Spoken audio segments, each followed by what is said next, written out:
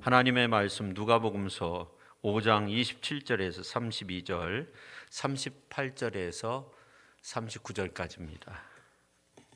그 후에 예수께서 나가사 레위라 하는 세리가 세관에 앉아 있는 것을 보시고 나를 따르라 하시니 그가 모든 것을 버리고 일어나 따르니라. 레위가 예수를 위하여 자기 집에서 큰 잔치를 하니 세리와 다른 사람이 많이 함께 앉아 있는지라. 바리새인과 그들의 서기관들이 그 제자들을 비방하여 이르되 너희가 어찌하여 세리와 죄인과 함께 먹고 마시느냐. 예수께서 대답하여 이르시되 건강한 자에게는 의사가 쓸데없고 병든 자에게라야 쓸데있나니 내가 의인을 부르러 온 것이 아니요 죄인을 불러 회개시키러 왔노라. 38절입니다. 새 포도주는 새 부대에 넣어야 할 것이니라. 묵은 포도주를 마시고 새 것을 원하는 자가 없나니 이는 묵은 것이 좋다 함이니라.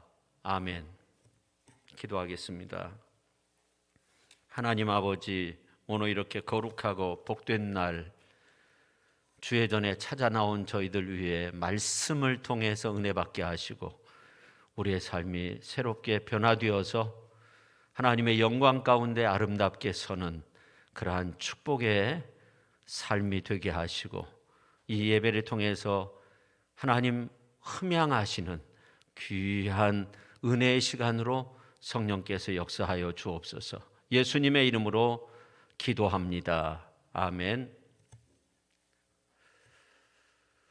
제가 지금까지 회심에 대한 간증 내지 이야기들을 참 많이 들었는데 그중에 가장 극적인 것은 복음서에 나온 이 한 강도가 예수님 십자가 옆에 매달려 있었지만 회심하고 극적으로 하나님의 나라에 들어갈 수 있었다는 이야기입니다. 성경에 나온 이야기 말고 가장 감동적인 회심의 이야기 가운데 하나가 손양원 목사의 양아들의 회심의 이야기가 아닌가 생각돼요. 그 회심의 사건은 손 목사님의 두 아들을 죽인 안재선이를 총살당하기 직전 양아들로 삼는 과정에서 일어나게 되죠. 이 사랑의 원자탄이라는 영화에 보면 두 아들을 죽인 재선이가 총살을 당하기 직전 손양원 목사님이 와가지고 자신의 양아들 삼겠다고 사면을 요청하죠. 그래서 풀려나 기찻길에서 목사님 하면서 달려가는 그 장면은 정말 눈물이 아니면 볼 수 없는 그런 장면입니다. 그에 못지않게 이 회심의 장면, 오늘 이제 그 레위의 회심이라는 제목으로 말씀을 드리는데 그 장면을 제가 말씀 준비하면서 어느 이제 큐티 집에서 본 내용인데 티코미로프는 강도였어요. 그래서 길 가는 행인을 죽여버리고 모든 것들을 다 빼앗았어요. 숙소에 가서 저녁에 누워서 이 행인이 가지고 있었던 물품들을 이렇게 보기 시작하는데 거기에 신약 성경이 한 권 있었는데 그 첫 장을 넘기니까 뭐라고 써 있냐면 이렇게 써 있는 거예요. 1998년 5월 15일 주님께 회개함으로 중생을 체험하다. 그날 주님은 내 죄를 용서하시고 그의 거룩한 보혈로 나를 씻으셨도다. 그렇게 써 있는 거예요. 그래서 이 강도가 호기심에 성경을 한번 펴봤어요. 성경을 읽기 시작하는데 이제 성경에 나와 있는 그 예수님 옆에서 십자가에 매달린 두 강도 이야기를 접하게 되었어요. 그리고 그것이 마음에 감동이 돼가지고 악한 생활을 청산하기로 결심을 합니다. 그래서 자수하고 10년 동안 중노동을 해야 되는 그러한 선고를 받았어요. 근데 이제 몇 년 후에 특별 사면으로 풀려나서 러시아에서 하나님의 복음을 전하다가 목사가 됐어요. 그가 죽였던 사람에게서 빼앗은 그 성경을 정말 소중하게 간직하고 있었는데, 거기에다가 이제 그 누군가는 모르지만 그 행인이 써놓은 그 내용 밑에 이렇게 써놓았다고 해요. 사랑하는 형제여, 나를 용서해 주세요. 내가 내 죄에 빠져 있었을 때 당신을 죽게 했소. 이 성경은 내 목마름을 달래고 계속해서 흐르면서 다른 영혼에게 생명을 주며 활기를 띠게 했소. 이로 인해 나는 그대와 나의 하나님을 찬양하오. 이상주의자면서 쾌락을 신봉했던 한 작가가 있었어요. 자기의 삶이 정말 진리 안에 있다, 자기의 생각이 다 진리다, 이렇게 생각하는데 초의 의심도 없었다고 해요. 근데 50세가 되었을 때 아주 극적인 체험을 통해서 회심을 하게 되는데, 몇 년 후에 그가 이런 글을 썼다고 해요. 저는 지금까지 55년의 인생을 살았습니다. 성인이 되고부터 30년 동안 저는 쾌락주의자, 허무주의자로 살아왔습니다. 그러면서 책도 썼고 사람들의 인정도 받았지만 남은 것은 아무것도 없었습니다. 5년 전에 나이 50세가 되었을 때 저는 제가 죄인이라는 사실을 알게 되었습니다. 하지만 아무것도 할 수 없었습니다. 죄인인 제가 어떻게 저의 죄를 해결할 수 있었겠습니까? 저는 예수님을 믿고 그 가르침을 따르기로 결심했습니다. 그러자 모든 것이 바뀌었습니다. 드디어 예수님을 영접한 후에 복음적인 내용의 문학작품을 쓰기 시작했어요. 전쟁과 평화, 부활, 사람은 무엇으로 사는가, 수많은 명저들을 남겼는데 그가 바로 톨스토이입니다. 이 사람이 예수님을 믿고 정말 지혜의 사람이 됐어요. 그래서 이 회심한 톨스토이는 인생에 있어서 10가지 교훈이라는 그러한 이제 글을 남겼는데, 첫 번째는 사람을 위해 시간을 낸다면 성공할 것이다. 두 번째는 생각을 위해 시간을 낸다면 힘을 얻을 것이다. 세 번째, 운동을 위해 시간을 낸다면 젊음을 얻을 것이다. 네 번째, 독서를 위해 시간을 낸다면 지혜를 얻을 것이다. 다섯 번째, 친절을 위해 시간을 낸다면 행복을 얻을 것이다. 여섯 번째, 꿈을 위해 시간을 낸다면 인생을 얻을 것이다. 일곱 번째, 사랑을 위해 시간을 낸다면 구원을 얻을 것이다. 여덟 번째, 주변을 살피는 데 시간을 낸다면 여유를 얻을 것이다. 아홉 번째, 웃음을 위해 시간을 낸다면 영혼을 얻을 것이다. 열 번째, 하나님께 기도하기 위해 시간을 낸다면 영원을 얻을 것이다. 참 멋진 그런 인생에 있어서 10가지 교훈을 남겼다고 해요. 종교개혁자 마르틴 루터도 사람의 회심에 대해서 한 3가지를 말했는데, 첫 번째 단계가 머리에 회심이 있고, 두 번째 단계가 가슴에 회심이 있고, 세 번째 단계가 지갑에 회심이 있다. 그래서 머리로 회심하는 것은 쉽지만 가슴으로 믿지 못한다면 그것은 진정한 회심이 아니다 하면서, 지갑의 회심이라고 하는 것은 실천을 뜻하는데 가슴으로 믿는다고 해도 실천하지 못하면 그거 역시 진정한 회심이 아니다는 그런 말을 했어요. 루터는 먼저 복음을 머리로 알고 진리를 깨달아야 하고, 그 다음에 가슴으로 하나님의 사랑을 느껴야 되고, 그리고 마지막으로 물질을 모으고 사용하는 방법이 달라지는 실천의 단계까지 가야만이 진정한 회심이 된다, 그렇게 말했습니다.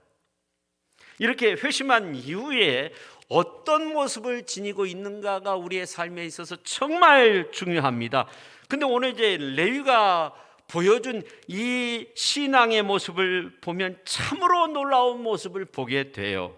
레위가 어떻게 이러한 위대한 신앙의 모습을 가질 수 있게 되었는가, 우리가 한번 생각해 보면서 함께 은혜를 나누어야 됩니다.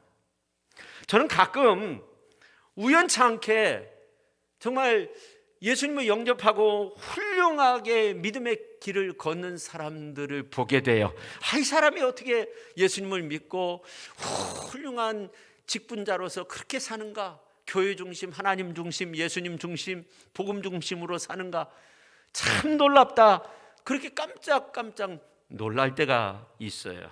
어떻게 저분이 목회자 가지고 교회에 중직이 되고, 야, 참 예수님 믿고 내 팔자 고쳤다고 하는데, 야, 저 사람 정말 많이 변했다. 저분 정말 훌륭한 크리스찬이다. 그렇게 생각될 때가 있어요. 근데 스탠리 존스라는 선교사도 그 같은 모습이었다고 해요. 예수님을 이제 안 믿는 대학생이었는데 어느 날 채플에 참여했어요. 기독교 계통의 대학에 이제 다녔는데 예배 시간에 참여해야 했어요. 근데 목사님이 막 열심히 설교하고, 이 시간 이제 예수님을 만나기 원하는 사람은 앞으로 나오시오. 그러니까 대학생들 중에 나오는 사람이 한 명도 없는 거예요. 그러니까 이제 옆에 친구들이 야, 툭툭 치면서, 야, 예수가 너 부르고 있어. 한번 나가봐. 혹시 장학금이라도 줄란가 어떻게 아느냐. 그래가지고 이 청년 스탠리 존스가 얼떨결에 자리에서 일어나 앞으로 나갔다는 겁니다. 그리고 내가 예수님을 영접하겠다고 그렇게 고백을 했어요. 근데 그 후 그는 힌두교 국가 인도에 가서 수만 명에게 하나님의 복음을 증거하는 복음의 선교사가 됐어요. 여러분, 하나님께서는 가끔 우연으로 보이는 이 필연의 사건을 통해서 복음의 일꾼을 선발하십니다. 얼떨결에 예수님을 믿는 사람이 되었다 할지라도 하나님께서는 그 믿음을 정말 귀하게 여기시는 거예요. 그래서 우리는 하나님 나라 영광을 위해 쓰임받는 그 사람이 나라는 사실, 하나님의 영광을 위해서 사는 그 사람이 나라는 사실을 언제나 기억하면서 살아야 돼요. 레위가 바로 그런 사람이었어요. 하나님의 나라 영광을 위해 택함받은 사람이 나라고 생각하고 자기의 일생을 하나님 앞에 바쳤던 사람이 레위입니다.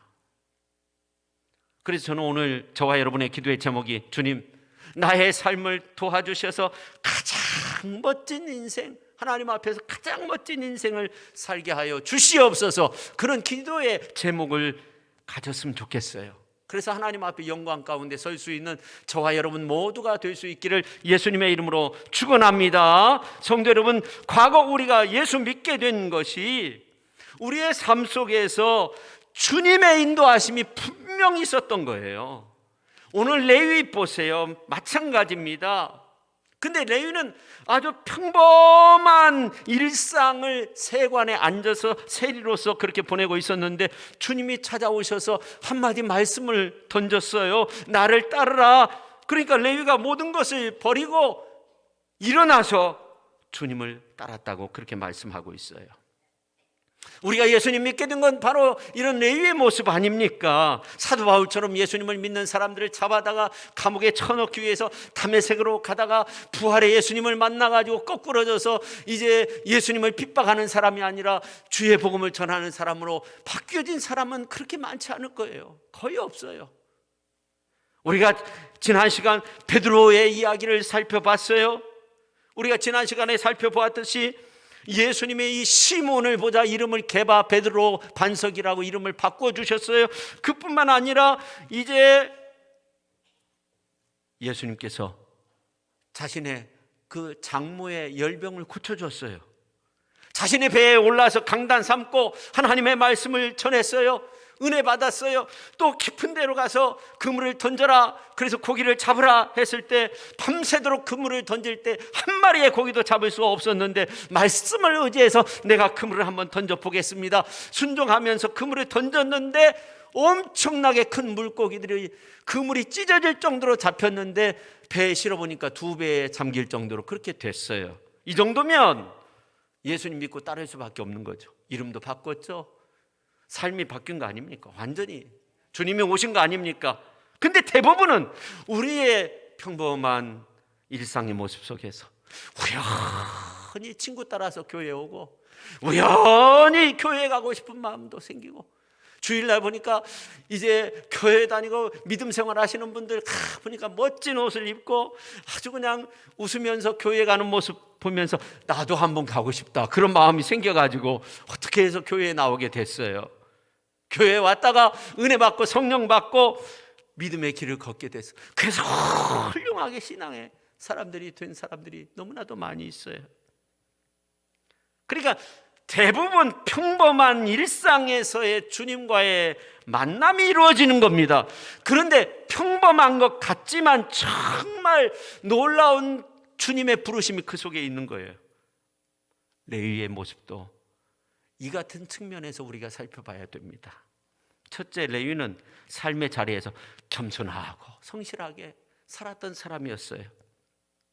하나님이 사람을 불러 쓰실 때 요령 피우고 딴짓하고 이제 다른 사람 속이고 이런 사람 불러가지고 쓰시는 것이 아니에요. 기업체에서도요, 누군가를 이제 발탁할 때 아주 겸손하게 성실하게 일하는 사람들을 뽑는 거죠. 그냥 직업 바꿔가면서 이직자 꺼려해요.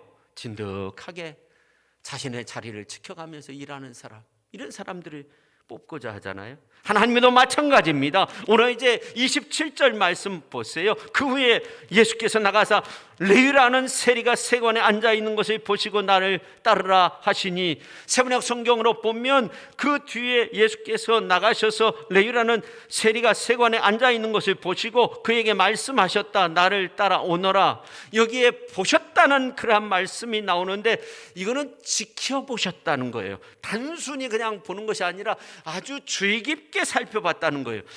전능하신 주님이 주의 깊게 살펴본 거예요.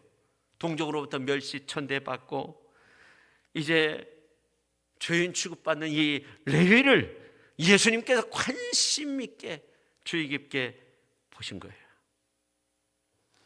그래서 죄인을 불러 회개시키고 하나님의 백성 삼고자 하는 그러한 의도도 있었지만 더욱더 중요한 것은 하나님 나라의 새로운 일꾼으로 삼기 위해서 그가 어떤 인물인가를 보신 겁니다.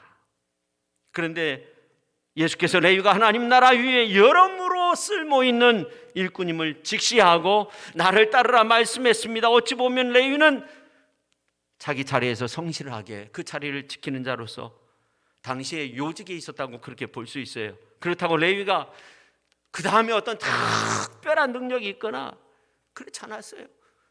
레위나 저나 여러분도 마찬가지입니다. 어떻게 보면 예수님을 만나서 크게 승진한 것도 아니고 크게 부자가 된 것도 아니고 그저 나를 따르라 하는 그 주님의 말씀에 순종하면서 오늘 이제 28절에 보면 모든 것을 버리고 일어나 주님을 따랐다 하는 것처럼 오늘 우리가 주를 믿고 따르는 자로서 아름답게 살아야 돼요. 근데 오늘 이제 28절에 보면 버리고 일어나 따랐다는 이 세 가지 동사가 나오는데 능동태형입니다. 헬라어로 볼 때. 이게 무슨 말이냐면 레위의 상태는요, 일에 매이고 생활에 매이고 물질에 매이고 아무것도 할 수 없는 그런 상태였는데 그 자리에서 일어났어요. 능동적으로 일어났어요. 그리고 주님을 따랐어요. 참으로 레위의 결단이 놀랍죠. 아니 어떻게 해서 세관에 앉아서 일하게 됐는데요. 매국노 소리 손가락질 당하면서 또 참아내면서 지켰던 자리 아닙니까? 그런데 이 모든 것을 버려두고 자리를 벅차고 일어나 예수님을 따르게 된단 말입니까? 여러분 오늘 이제 본문에는 전부 그 이름이 레위만 나옵니다. 레위가 누굽니까? 레위 마태를 말합니다. 마태복음의 저자입니다. 예수님의 사도 중에 한 사람이었어요.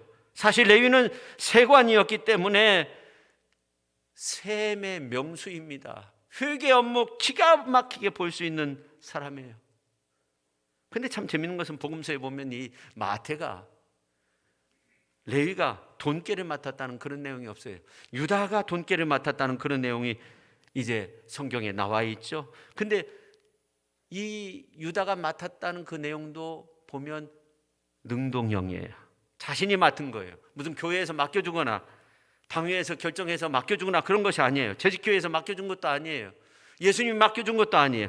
자기 스스로 맡은 거예요. 그러니까 레위는 그의 삶의 자리에서 아주 성실하게 일했고, 레위는 주님을 이제 눈여겨 보신 바 된 가운데 주를 따르는 그러한 사람으로 주의 말씀에 순종했는데, 겸손히 순종했는데, 그가 예수님을 따르고 난 뒤에는요, 과거의 삶 다 버리고 새로운 삶을 산, 새술은 새 푸대에 담아야 된다는 말씀처럼 정말로 새 푸대가 된 사람이 바로 레위였다는 것을 우리가 알 수 있어요. 오늘 우리들도 주님이 들어 쓰실 때까지 자신의 자리를 성실히 지키며 주님의 부르심의 말씀에 겸손히 순종하는 그런 훌륭한 믿음의 사람, 훌륭한 신앙의 사람들이 다 될 수 있기를 예수님의 이름으로 축원합니다. 그 다음에 두 번째, 예수님은 세리 마태를 부르셨어요. 마태는요, 민족주의자도 아니고 세리였어요. 로마 정부에 붙어서 민족혼을 빨아먹고 사는 매국노로 불려졌습니다. 마태는 그런 자신을 알기에 그가 쓴 복음서, 마태복음서에 보면은 이제 21장 31절 말씀에 보면 자신이 세리인데 그 세리와 창녀를 하나로 묶어버려요. 자신이 세상적, 대중적으로 볼 때 세리로서 이제 좋은 직업에 있었지만 민족적으로 볼 때 매국노고 정말 죄인 취급을 받을 수밖에 없는 존재라는 이 사실을 알았어요. 그래서 마태는 자기가 하나님 앞에 자랑할 것 없음을 스스로 인식하고 있었던 것 같아요. 그래서 마태복음서 9장 13절에 보면 나는 의인을 부르러 온 것이 아니요 죄인을 부르러 왔노라 하시는 이 말씀을 기록하고 있어요. 이렇게 마태는 죄인을 부르러 왔다는 이 말씀, 오늘 이제 본문 말씀에도 보면 그 내용이 나오죠. 그 말씀을 자기에게 하시는 말씀으로 분명히 받아들였어요. 주님이 그런 마태를 부르신 거예요. 무한한 은혜로서 주님께 맡기는 사도가 되었어요. 레위의 이 회심의 핵심은 죄인을 부르셨다는 거예요. 나 같은 죄인을 부르셨다는 거예요. 나 같은 죄인을 부르셨다는 거예요. 그래서 이 마태가 한 일이 있어요. 예수님을 위해서 오늘 말씀해 보니까 큰 잔치를 벌인 거예요. 그냥 있을 수가 없었어요. 나 같은 죄인을 불렀다는 거예요. 우리도 똑같습니다. 우리를 부르신 것은 죄인을 부른 겁니다. 우리가 아직 죄인 되었을 때 주께서 우리를 부르셔서 새 생명의 은혜를 우리에게 풀어 넣어주시고 이제 하나님의 은혜와 사랑 안에서 그것을 마음껏 누리며 살도록 그렇게 만들어 주신 줄로 믿습니다. 그래서 인간이 시험이 들 때는 언제 시험 드느냐?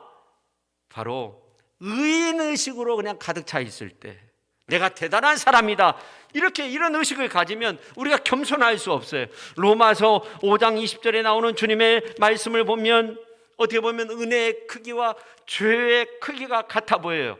그러나 죄가 더한 곳에 은혜가 더욱 넘쳤나니, 이 말은 우리가 죄를 지으라는 그런 말이 아니에요. 한없이 부족한 나이지만 나를 죄인으로 여길 때 주님이 상상 못하는 은혜로 우리의 모든 죄와 허물을 다 덮어버려요. 하나님의 큰 은혜로 우리를 덮어버려요. 사도 바울 보세요. 사도 바울은 내가 죄인 중에 교수라고 그렇게 표현했어요. 그러나 그가 그렇게 나쁜 사람이 아니에요. 훌륭한 믿음의 사람이었어요. 그러나 내가 죄인 중에 괴수라고 디모데전서 1장 15절에서 그렇게 고백합니다. 하나님 앞에서 내가 죄인됨을 많이 볼수록 하나님은 우리에게 큰 은혜를 주시는 거예요. 요즘 이 시대를 보면 의인된 시대, 너무나 의인된 시대가 된 것 같아요. 여러분 이 시대를 한번 보세요. 정치인들 한번 보세요. 정치인들 보면 어떻습니까? 자신이 의인이라는 거예요. 상대방은 다 나쁜 일들을 하고 있다는 거예요. 그러니 구원받았다고 잔치를 베풀 수 있겠습니까? 그러니 전도할 사람이 있겠습니까? 어쩌면 죄인보다 의인이 더 무서운 그런 사람들이 된 것 같아요.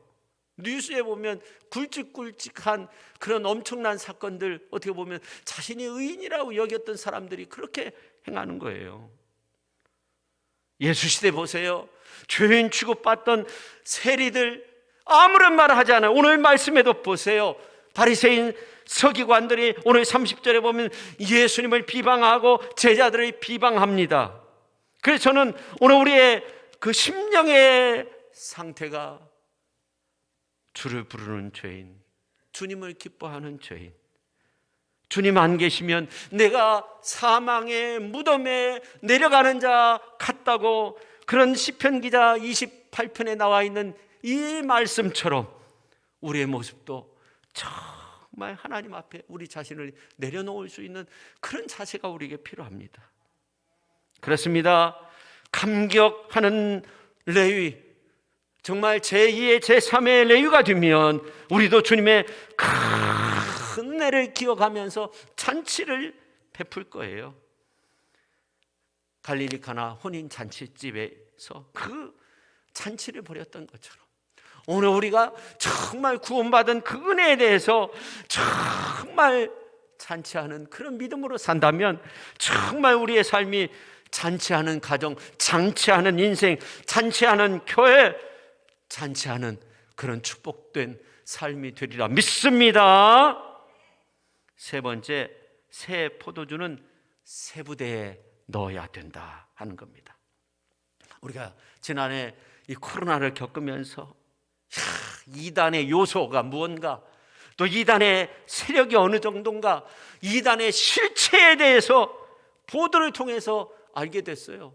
보도를 통해서 우리가 새로운 것들을 알게 됐어요. 그래서 예수님께서 말씀하신 대로 이 가라지를 뽑다가 곡식까지 다 뽑아낼 수 있다는 그 말씀이 정말 맞구나 할 정도로 이 곡식밭이 다 그냥 망가뜨릴 정도가 돼 있었어요. 그러면서 저는 사무엘상 5장에 나와 있는 이 이스라엘의 블레셋 군인들한테 법궤를 빼앗겼을 때 어떤 일이 일어났어요? 다곤 신전의 신상들이 다 무너졌는, 목이 부러지고 팔이 부러지고 막 넘어지고, 그러면서 블레셋 땅에 막 독종이 퍼지잖아요. 여호와 하나님께서 치심으로 블레셋 성읍의 부르짖음이 하늘에 사무쳤다, 그렇게 말씀하고 있어요.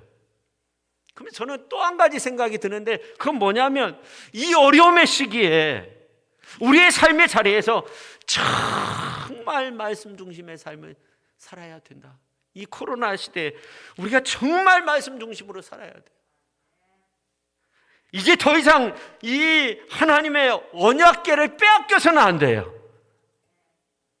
이단들한테 빼앗겨서는 안 돼요. 어느 권사님이 교회 못 나오신 지가 참 오래됐어요. 병원에서 이렇게 생활하시는데 교회에 못 나오니까 이게 멀어졌다는 느낌이 든다는 거예요. 전화 통화를 했는데, 여러분 이 어려운 시기 정말로 말씀 붙잡고 일어서세요. 말씀을 쓰고 외우고, 또 말씀을 통독하고, 또 찬양도 많이 듣고, 설교 말씀도 또 듣고, 시간 되면 교회 나와서 또 기도도 하고 기도 생활도 하시고, 그렇게 우리가 말씀 붙들고 일어서야 될 줄로 믿습니다. 저는 오늘 이제 말씀의 중심이 무언가 이렇게 생각하면서 38절에 있는 말씀, 새 포도주는 새 부대. 누가 누구에게 한 말이에요? 결국은 예수님이 지금 레위 앞에서 하는 말이에요. 성도 여러분, 우리가 이 시간 이 누가복음 강해의 말씀을 통해서 생각해야 될 것은, 예수님께서 시몬 베드로에게 깊은 곳에 그물을 던져라, 시몬에게 말씀하셨다는 거예요. 오늘 이제 말씀을 보면 결국 레위한테 하는 말씀이에요. 여러분, 예수님이 레위에게 세관업을 하고 있을 때, 그 세관에 앉아 있을 때 예수님께서 그곳에 가셔서 나를 따르라 했습니다. 그러니까 모든 것을 버리고 레위가 따랐습니다. 그리고 큰 잔치를 벌였습니다. 누구를 위해서 잔치를 벌였습니까? 예수님을 위해서 잔치를 벌였습니다. 여러분, 여러분의 신앙이 이런 잔치 신앙이 되는 것이 참 중요해요. 그냥 훌쩍 왔다가 훌쩍 떠나는 것이 아니라 매일매일의 삶 속에서 항상 기뻐하라, 쉬지 말고 기도하라, 범사에 감사하라, 이는 그리스도 예수 안에서 너희를 향하신 하나님의 뜻이니라 하는 것처럼, 우리가 이 잔치 신앙이 될 때 하나님께서 우리에게 큰 은혜를 주실 거예요. 여러분이 세례받고 직분받고 그 부르심에 감사해서 잔치 벌인 적 있습니까? 언제나 구원의 은혜에 정말 감사한 마음을 품고 우리가 이 어려운 시대이지만 그렇게 살 때 하나님께서 충만한 은혜로 우리의 삶을 채워주실 줄로 믿습니다. 자, 그런데 이렇게 예수님을 위해서 제자들까지 초대해서 레위가 잔치를 베풀 때 그 자리에 세리들도 있었는데 이제 예수의 일행이 세리들과 함께 식사하는 모습을 서기관 바리새인들이 보았어요. 오늘 30절에 보면 너희가 어찌하여 세리와 죄인들과 함께 먹느냐? 예수님의 제자들에게, 지금 예수님에게 하는 말이에요. 결국 그때 예수님께서 이제 놀라운 말씀하십니다. 31절과 32절 말씀 같이 한번 읽겠습니다. 예수께서 대답하여 이르시되 건강한 자에게는 의사가 쓸데없고 병든 자에게라야 쓸데있나니 내가 의인을 부르러 온 것이 아니요 죄인을 불러 회개시키러 왔노라. 아멘. 예수님이 이런 말씀하니까 이제 또 따져 묻는 거예요. 세례요한의 제자들이나 바리새인의 제자들도 금식하고 기도하는데 왜 당신의 제자들은 죄인들과 함께 먹고 마시느냐 하는 겁니다. 그때 예수님께서 혼인 잔치집의 비유를 통해서 하객들이 신랑과 함께 있을 때 어떻게 금식하라고 할 수 있느냐, 그러면서 두 가지의 비유의 말씀을 하시는데, 하나는 옷이 찢어졌을 때 새 옷을 찢어가지고 그 흰 옷에 그 새 옷 찢은 것을 붙이면 어떻게 되겠느냐, 더 망가지지 않느냐, 새 옷도 찢어지고, 그런 말씀하시고, 또 하나는 새 포도주를 담궜을 때 이야기를 하세요. 그래서 새 포도를 담그면 낡은 가죽 부대에 그것을 넣으면 부풀려서 터져버리니까 다 쏟아지게 된단 말이죠. 그래서 예수님이 새 포도주는 새 부대에 넣어야 된다고 오늘 이제 38절에서 말씀하고 있습니다. 그러면서 39절에 보면 묵은 포도주가 좋다고 하여 이제 그것을 먹는 사람은 묵은 것만 좋다고 그렇게 여긴다는 거예요. 근데 여기서 좋다는 말이 이게 참 중요한데, 이 말은 유용하다는 그런 말이에요. 유용하다. 그러니까 묵은 포도주를 마시던 사람이 그 맛에 길들여져 가지고 묵은 포도주만 고집하면서 새 포도주를 거부하듯이 바리새인들, 서기관들, 율법이라는 옛 질서에 얽매여서 복음을 거부한다는 그런 말이에요. 이것을 잘 해석해야 돼요. 그러니까 새 포도주는 복음을 의미하는데, 복음은 사람들에게 영원한 기쁨을 주지만 율법은요 그렇지 않다는 거예요. 그러나 바리새인들은 율법만을 고집하는 거예요. 옛 시대의 것을 버려야 된다는 거예요. 우리가 복음 안에서 우리가 기뻐해야 되고, 복음 안에서 하나님의 은혜를 누려야 된다는 겁니다. 할렐루야. 그래서 묵은 율법의 포도주와 그 다음에 예수 복음의 새 포도주가 합해질 수 없다는 거예요. 그래서 오늘 이제 말씀에 아주 특별한 단어가 두 번 나오는데, 새 포도주, 새 부대, 그렇게 나옵니다. 영어로는 new라고 다 번역하고 있지만, 이 새 포도주의 새라는 말은 네오스라는 말로서 시간과 날짜의 의미가 그 속에 담겨져 있는 거예요. 그러니까 새 포도주라고 하는 것은 새 시간, 새 은혜의 시간, 하나님의 말씀을 통해서 우리가 새롭게 큰 은혜를 경험하게 된다는 거예요. 할렐루야. 우리가 복음의 그 말씀을 통해서, 우리가 이 성경의 말씀을 통해서 우리가 새로운 은혜 시간마다 누리게 된다는 겁니다. 그렇습니다. 말씀을 통해 순간순간 주시는 새 은혜, 새 기쁨, 새 감사, 새로운 믿음, 새로운 성령의 부으심이 오늘 우리 가운데 충만할 수 있기를 예수님의 이름으로 축원합니다. 그 다음에 새 부대가 나오는데 카이노스라는 말이에요. 이건 질적으로 새로워지는 거예요. 여러분, 우리가 질적으로 새로워지기 위해서는요, 우리가 마스크 썼다고요 우리의 육이 새로워지는 것은 아니잖아요. 육적인 것은 새로운 것이 없는 거예요. 물질적인 것도 마찬가지예요. 다시 말해, 이 세상의 조건 속에서 아무리 기쁨을 찾고 새로운 것을 찾으려고 하지만 그것은 일시적인 거, 한정적인 거입니다. 그럼 영원한 기쁨은 어디에서 찾을 수 있어요? 바로 예수 그리스도를 통해서 오는 그 기쁨이 영원한 기쁨이에요. 그래서 예수님은 말씀하셨어요. 수고하고 무거운 짐진 자들아 다 내게로 오라. 내가 너희를 쉬게 하리라. 할렐루야. 예수님께로부터 오는 이 영적인 기쁨이야말로 세상이 줄 수 없는 참된 기쁨, 만족, 위로 그 속에 가득하게 된 줄로 믿으시기를 바랍니다. 그래서 우리가 영적으로 새로움이 있어야 돼요. 고린도후서 4장 16절에 있는 말씀을 보면 우리가 낙심하지 아니하노니 우리의 겉사람은 후피하나 낡아지나 우리의 속사람은 날로 새롭도다. 새롭다, 이 말이 카이노스라는 말입니다. 그래서 육은 낡아질 수 있어요. 후패할 수 있어요. 그러나 새로워지는 부분은 영적인 부분인 거예요. 우리가 영적인 부분이 새로워져야 되는 겁니다. 하나님이 예비하신 카이노스적인 그 은혜가 우리에게 주어져야 할 줄로 믿습니다. 그렇습니다. 오늘 말씀에 있는 것처럼 새 부대는 속사람을 말하는 거예요. 현실은 어렵고 두렵고 떨리고 참 여러 가지 어려움 속에 있지만 그 속에서 하나님 바라보고 하나님 말씀만을 붙드는 그 속사람이 되어야 한다는 거예요. 그래야만이 새 부대가 되는 거예요. 우리는 살아있는 말씀을 통해 힘을 얻어야 됩니다. 십자가 보혈의 능력을 경험해야 됩니다. 예수 그리스도를 믿는 믿음 안에서 살아있는 믿음을 통해 십자가 보혈의 능력으로 예수 그리스도를 믿는 믿음 안에서 승리를 이루는 저와 여러분 모두가 될 수 있기를 예수님의 이름으로 축원합니다. 여러분의 영이 날로 날로 새로워지는 네오스의 새로워짐이 가득할 수 있기를 축원합니다. 그뿐만 아니라 여러분의 겉사람은 후패할지라도 성령의 도우심 과 능력 안에서 여러분의 속사람이 강건해지는 새로워지는 카이노스적인 그러한 은혜가 넘쳐날 수 있기를 예수님의 이름으로 축원합니다.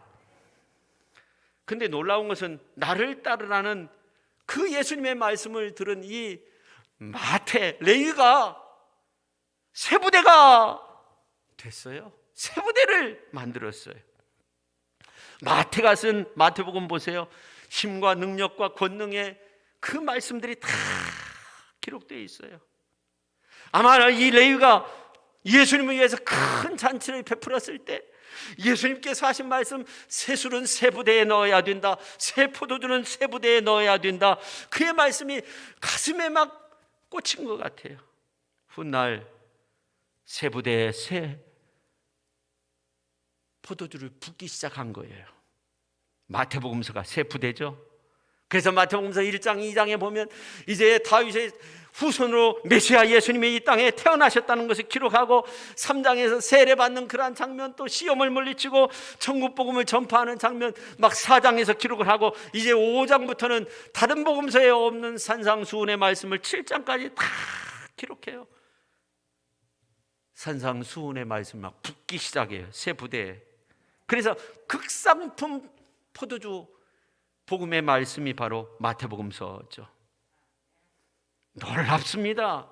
민족의 피를 빨던 이 레위가 놀랍게 복음의 일꾼이 됐어요. 복음서를 기록하는 놀라운 사람이 되었어요. 새 술을, 새 포도주를 새 부대에 담는 사람이 되었어요. 여러분, 이 신앙이라고 하는 것은 공상도 어떤 허상도 신념도 아니고 실체라는 거죠. 신앙은 새 부대가 되어야 되는 거예요. 이 코로나 시대 우리가 십자가 붙들고 사는 거, 이거 새 부대가 되는 거예요. 우리가 이 코로나 시대 말씀 붙들고 사는 거, 이거 새 부대가 되는 줄로 믿으시기를 바랍니다. 오늘 말씀에 보면 새 부대에 새 포도주를 부으라 그랬습니다. 여러분, 은혜를 사모하고 말씀을 사모하고 주님의 보혈의 은혜를 사모하고 성령 충만함을 사모하고, 할렐루야. 그래서 새 포도주로 새 부대에 부으셔서 채우시는 그런 놀라운 은혜가 여러분의 삶 속에, 저의 삶 속에 나타날 수 있기를 예수님의 이름으로 축원합니다. 그래서 세상을 이기고 바이러스도 그냥 이겨버리고 그 공포로부터 자유하고 십자가로 사단의 괴기를 다 물리치고 하나님의 능력 안에서 극상품 포도주와 같은 그러한 성도가 다 되실 수 있기를 예수님의 이름으로 축원합니다. 기도하겠습니다. 하나님 아버지, 새 포도주는 새 부대에 부으라. 이 마태가 구원받고 나를 불러주신 그 주님의 은혜에 너무나도 감사해서 큰 잔치를 예수님을 위해서 그렇게 배설해 놓았을 때, 주님이 그 말씀을 하실 때 마태는 큰 은혜를 받았습니다. 그래서 이 유대인들, 옛 율법에 찌들려 있는 유대인들을 위해서 새 복음서를 기록했습니다. 마태복음서를 기록했습니다. 그래서 마태복음서는 유대인들을 향해서 예수님이 메시아고 구원자고 이제 하나님의 아들 되시고 예수님을 믿어야 영생 구원의 은혜가 있음을 그렇게 선포했는데, 하나님 아버지, 오늘 우리의 삶 속에 정말 새 포도주를 새 부대에 담는 것과 같은, 그래서 이 어려움의 시기에 하나님 말씀 붙들고 십자가 보혈의 능력 믿고 성령 충만하여서 믿음으로 승리하여서 우리 자신이 마태와 같은 그런 훌륭한 믿음의 사람들이 다 되게 하여 주옵소서.